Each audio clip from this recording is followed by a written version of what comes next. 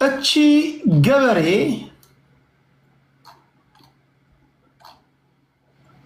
እስማ አንድ ሰዓት ሆነኝ ከገባው ሰዓቱ እንዴት ነው የሚሮጠው? አንድ ሰዓት ሳይታወቀኝ አንድ ሰዓት አስማሙድ።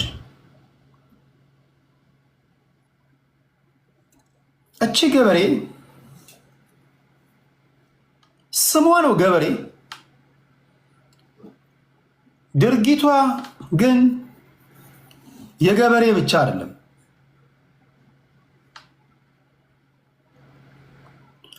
ስሟ ከፊት ገበሬ፣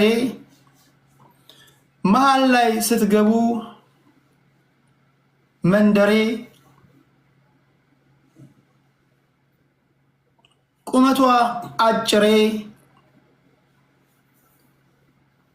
ገንዘብ ካገኘች አይምሬ፣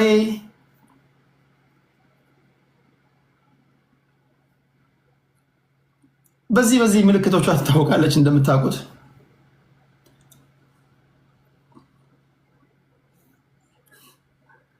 ዛሬ በሶሻል ሚዲያ የጻፈችው ጽሁፍ በብዙዎቻችሁ ዘንድ መነጋገሪያ ሆኗል። እንዲህ የምናገረው እንደናንተ ያሉትን ለማንጠባጠብ ነው። በነገራችን ላይ እኔ በጣም ሲስተመኛ ልጅ ነኝ። ወጋ አረግህና ብቅ ስትል እንዲህ ነው ማጠፋ። አንዳንዴ ሆን ብዬ ከተደበቃችሁበት ጎሬ ለማውጣት ስፈልግ ወጋ አረጋችኋለሁ። ተንደርድረ ትገባለህ፣ ከዛ ትቀለባለህ ማለት ነው።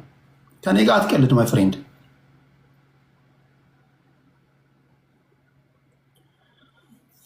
የፌዴራል ፖሊስ እችን ሴት መጀመሪያ አሰራት።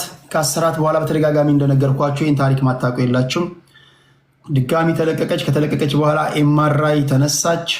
ከዛ ከሀገር ወጣች። ከሀገር ከወጣች በኋላ ኢትዮጵያ ውስጥ ነው ያለው ታለች። ነገር ግን የነበረችው ኢትዮጵያ ውስጥ አልነበረችም።